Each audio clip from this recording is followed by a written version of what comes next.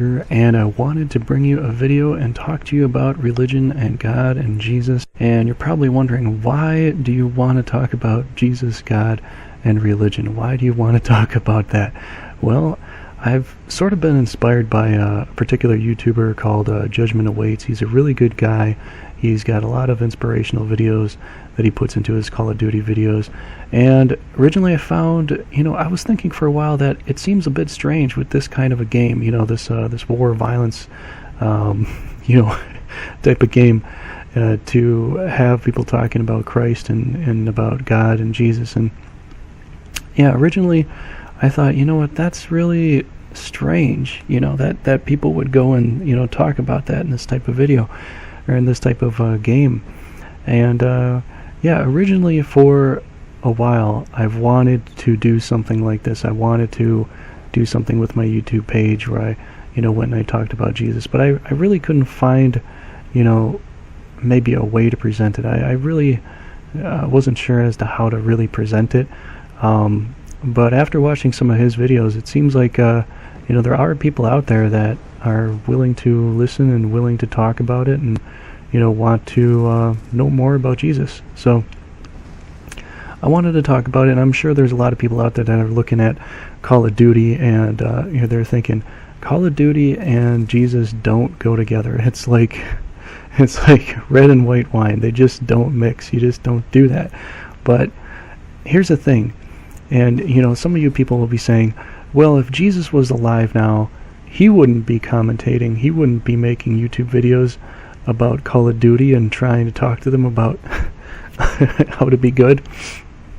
And I beg to differ, because Jesus, when he was alive, he actually went to the tax collectors. He went to the sinners' houses, and he went there and he stayed there and he talked about heaven. He talked about being good, trying to be true to the faith, doing everything that you need to do in order to gain heaven. That's what he did. He went there and he did that. Some people asked him, why do you go to these tax collectors' houses? Why do you go to these sinners' houses? And he says, well, if I was to go to the righteous man's house, if I was supposed to go to their house, what would they gain? They have nothing to gain. If he's going to the people that already know about Christ, that already know about him and his works, they have nothing to gain. And so, this is actually a very good medium to bring about Jesus and Christ and to talk about him and to, get him out there. This is a very good one, because this is kind of what Jesus probably would do if he was alive. And that's something I've been trying to do most of my life. And I've been trying to more or less follow the way of Christ. And one of the original things where, people were there. Here, let me give you this one good example. There was a rich man that came to Jesus, and he asked him, or he told him, he says, I've followed all the commandments. I've done everything that I need to do. I'm basically saying I'm perfect. I did everything. And, there's really nothing left for me to do. What else can I do? What do I do? And so Jesus says, well, give up everything you own and come follow me. And, that was kind of the point. He did everything imaginable to gain heaven. But since Jesus knew that, and he understood that, he told him, well, if you did that, you can do more by getting rid of all of your possessions and things and come follow me and come walk with me, come be with me. And that's another good example is St. Francis, who did that. He was one of the saints that pretty much did everything that rich man didn't.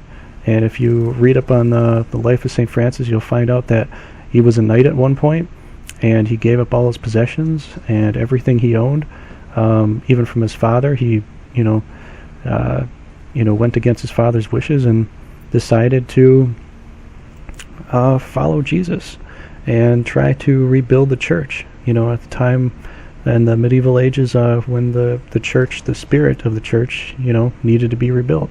So that's another thing too. St. Francis followed God. Another good example from the Old Testament is Enoch, and it's only in a little part of the Bible. It's a very little part, but I've always found it the most intriguing ever, because it even comes from the point where originally Adam and Eve followed God, and they walked with God. And so, that meaning walking with God meant that they were with Him physically, spiritually, and they were with Him. They followed Him. They were His friend. And so that's another point in the Bible where it says Enoch walked with God and was no more, and he disappeared, and he never died. And so that's an interesting thing where, the people that followed God, that walked with Him, later on Adam and Eve sinned, and then they were kicked out of the Garden of Eden, so they couldn't walk with God anymore. But with Enoch, he walked with God and disappeared, and he was no more. He just walked into heaven. He literally did everything that God wanted him to do, and he gained immortality. He never died. It doesn't even describe in the Bible how he died. And I'm sure, there's probably some of you that may have different views about it, but basically says that he disappeared and he wasn't there anymore. He walked with God, and that was it. So that's one of the amazing things about the Old Testament that you find. A lot of people think the Old Testament is gloom and doom, but there are a lot of parts in there, even from the beginning, where it talks about God initially and for a very long time, and still being very forgiving, and being very wanting us to follow Him in His actions. And that was someone that really went with God in every way possible. He did everything God wanted him to do. He was a good friend to God, and he obtained heaven without having to die, without having that without having that happen to him. And so, there's a few other instances where I believe in the Bible it does say a few did go into heaven, without dying. But that was one of the more amazing parts that I really liked. And I still think that if we could possibly do that, if we could possibly walk with God and follow His commandments and do what He would want us to do, we could obtain heaven, and very easily too. And that's just something to think about. And also with the forgiving part too. In the beginning, at the very beginning, in Genesis, He gave Adam and Eve the tree of life and the tree of knowledge. And virtually at the same time, He gave them the tree of life first. They could have chosen to eat of the tree of life first, and they could have obtained immortality right off the bat, but they chose not to. They went against that. And then God said, well, let's make sure that he doesn't eat of the tree of life as well. And it makes me think of the devils and the demons that got kicked out of heaven because they had immortality, but then they had the knowledge, they had the will to choose to go against them. So I'm thinking that could have put us into that position where we would have been perpetually damned, like the demons that are in hell. And so that's something to think about too. Also, what I wanted to say as well was the fact that with the forgiveness part, how it originally happened with Cain and Abel was that God put a mark on Cain, and that mark on Cain, He said that if anybody were to harm him at all, they would have a punishment 7 times what they did to Cain, when Cain killed Abel. And that's very interesting. He was basically saying, I don't want you to continue the bloodshed.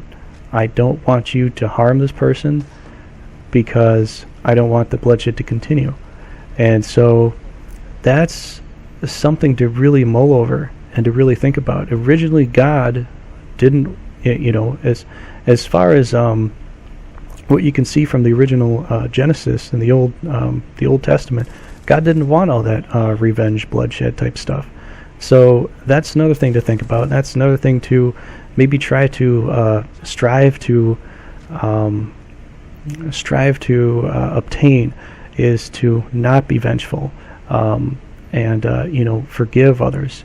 And so that's something that I've been trying to do more. So, I know that you probably watch some videos of mine, and you see some funny videos, or you see some different types of videos, and I know a lot of you are watching it for the informational videos I have, but there's other things I wanted to talk about and get into, and I didn't want to divulge all my time into just purely statistical videos, because to me it's fun, but it can get old after a while, and I wanted to do something different. Originally this is kind of what I wanted to do, but I'm just going to do this here and there when I have the time, and I hope that I can get you guys to talk about God and talk about Jesus, and maybe bring you back to the faith a little bit, because there's a lot of people that fell away, and there's a lot of things in life that pull you away from God, and it's kind of a shame, because you really need Him in your life. There are a lot of times in your life where you're down and out, and trying to be on God's side, it can give you an advantage. It can pull you in and make you feel more joy in life. And there's a lot of situations where people get into rough spots in their life, and they need God to pull them back in, and they just do. It's just something you need. Yeah, I don't really know what else to talk to you about with this. If there's any suggestions, anything you guys want me to add, or anything you want me to finish talking about, go right ahead and leave it in the comments. And so I will talk to you later. Thanks a lot for watching. Bye.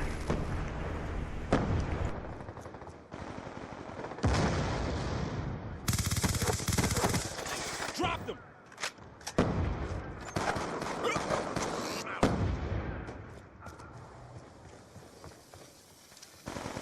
Charging EMP. EMP up.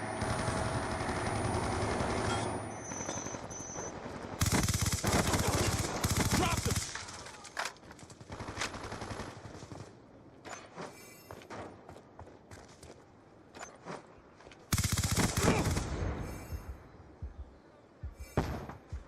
It wasn't pretty, but you got it done. Good job.